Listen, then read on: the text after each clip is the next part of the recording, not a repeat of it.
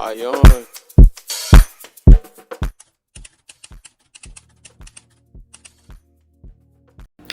Yes, skin is glowing. I love R&R sunscreen. It's the only sunscreen I've been using for the past 2 years.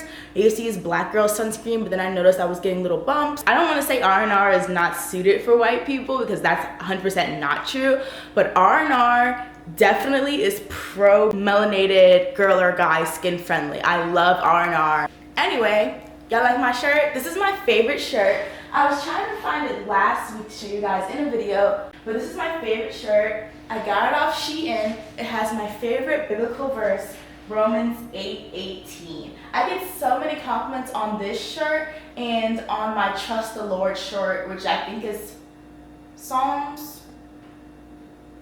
It's not Psalms 31. It's one of the Psalms. I'm sorry. I'm still learning. The way that I reword it or I rephrase it. For yea, I say the troubles that you go through now will not compare to the riches you will endure in the future. That ain't a word, I don't know what it is. It's a new day. I have new things on my list and a couple of old things. Let's go ahead and start this day because like Romans 8:18 said, what I went through yesterday with this terrible hair cannot compare to what this hair is going to do by the time I graduate. I'm gonna have hair down to my lower back. It's all gonna be one color. Speaking it into existence. Let's have a great day, y'all. I'm sitting here doing my work and I hear this noise in my closet. Same place where the cricket was. Why does this sound like someone's peeing in my closet? Why is there water dripping onto my floor? Like, what in the world is going on here? Are you serious right now? No words, just absolutely no words. No words, no words. Let go, let God. If it breaks, it breaks. That's on the apartment. The water did stop. I put a beach towel. Thank God I always have a beach towel. I sent a request to maintenance even though I know they're not gonna come. And I will make sure that I put that in my Google review when I move out. And I actually might even break my lease early. I've been thinking about breaking my lease early. And by early, I just mean like 2 months early. Not like, oh, I'm leaving next week, but definitely probably just breaking my lease 2 months early for multiple reasons. I just finished one thing out of 8 things I need to finish by today. But I'm so sorry. All these videos are just of me in my home or me at the gym. But like I said, it is grind week, so we gotta grind it out. Okay, I just finished a second task. 6 more to go. I gotta rush through this. I literally, not even joking, this is embarrassing. I broke down crying in my car because I heard news that Liam Payne passed away. And I was like, why does that name sound so familiar? He sang my song, Strip That Down with Quavo. And I was like, I played that song and I just screamed. I said, ah! I just started crying. I started crying in my car. It's so sad. R.I.P. Liam Payne. But also I'm just like having a whirlwind of emotions right now. I'm trying to like change up the scenery so you guys don't keep just seeing me like in my living room and kitchen and stuff. But I'm very emotionally vulnerable right now. I think also spiritually vulnerable because my spirit is just very unrestful. Every little thing is bothering me. A lot of unscheduled, last minute, nothing confirmed changes popped up today, which happen every day, but for some reason today they really bothered me. I only was able to do half of the work, the task I need to do today. Tomorrow I can't even do that much because I'm busy for 7 hours, and then I have 2 meetings back to back for 2 hours. So it's already 9 hours of my day that can't go to my task because they're already devoted to something else. It's been like this all week actually too, and that's how I know that I'm emotionally and spiritually vulnerable because I just don't feel guarded. I don't feel secure in myself. I don't feel confident. I don't feel like God has everything in control right now. If I'm being very honest, I feel like everything has been so out of control and I don't feel like there's any governance over my life right now, and it's making me very upset. That's just me being transparent with you guys.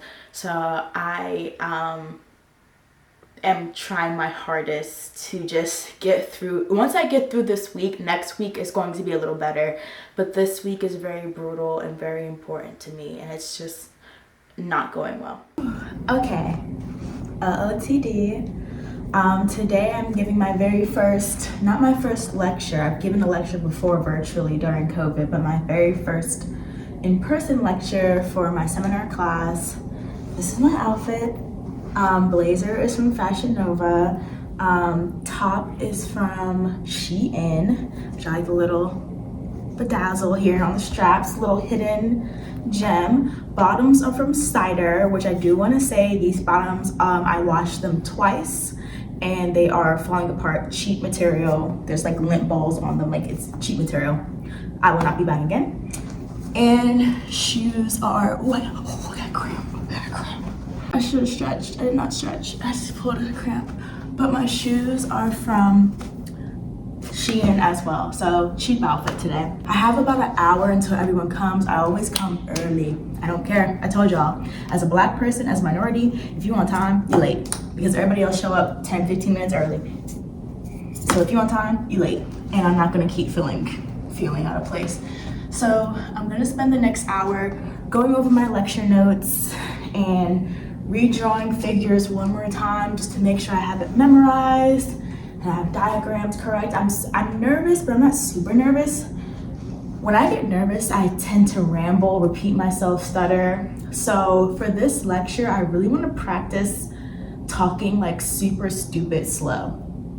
Maybe not stupid, but something I've noticed, not just in academia, but in my personal life, I think I talk way too fast.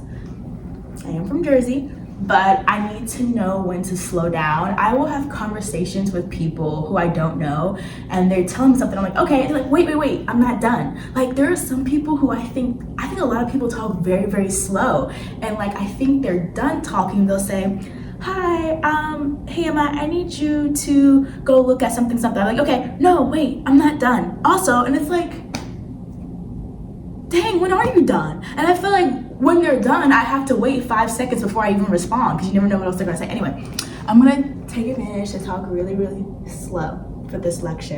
And when I say slow, I mean like this. Hello. Today I'm going to be talking about lake bed down cutting, but I think it's very important for us to talk about the background of lake bed down cutting, you know, important fundamental knowledge that we need to know before we get into the very specifics of what is nearshore erosion. We need to know the coastal zones, the physical driving factors that cause this, how the sediment moves. So we're gonna start off with the coastal geomorphology, zonation, the foreshore, and the nearshore area. So I'm gonna start off by drawing that. That's what I mean.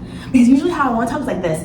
Hey, so we're gonna talk about lake bed down cutting today, one of my favorite topics. And we're gonna talk about, but you see how I have so much energy? Like when I'm myself, I am like working the room, but I stumble, I stutter, I go too fast. We're gonna talk about lake bed down cutting today, one of my favorite topics. I wanna start off though with like the background of like, how's that even work? Like, what does it even look like? Like, I don't even know what the nearshore is. Let me show you what it is. So you start off with the foredune, right? And then you have your beach. We're gonna draw this out. Maybe you have a bar offshore. So here you have your foredune. Boom, bada bing. Here is your bar.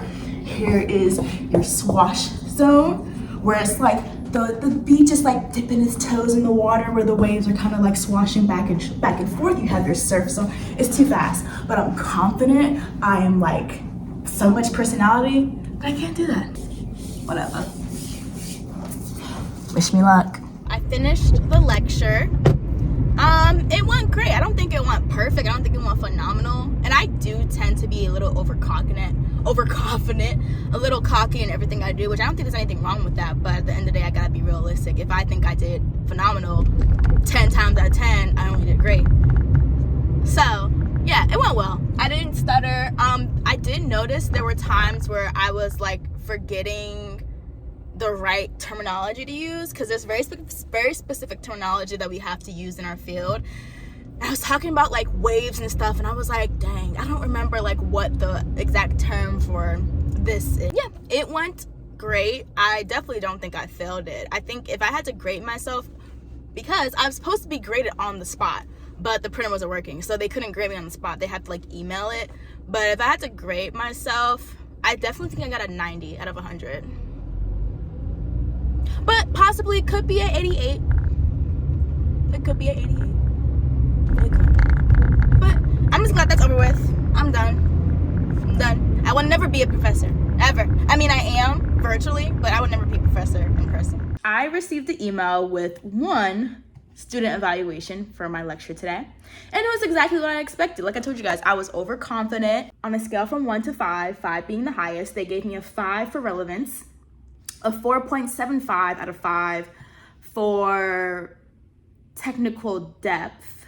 The only issue was some drawings were lackluster and their explanation were difficult to interpret. Yes, I'd be scrambling on that board.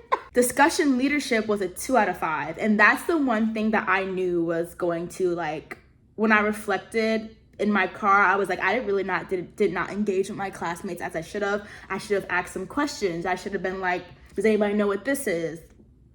I really didn't engage. I really just talked. My official score was 21.75 out of 25, which is an 87. And I told you guys, I feel like I got a 90, actually probably like an 88, 87. That's exactly what I got. That's not my final score. That's one of the final scores. So our professor / my committee member just uses the student scores to like gauge how the class was feeling, but ultimately he will put in my final score. I have a feeling he'll probably give me the same score, like an 87, 88. I'll take it.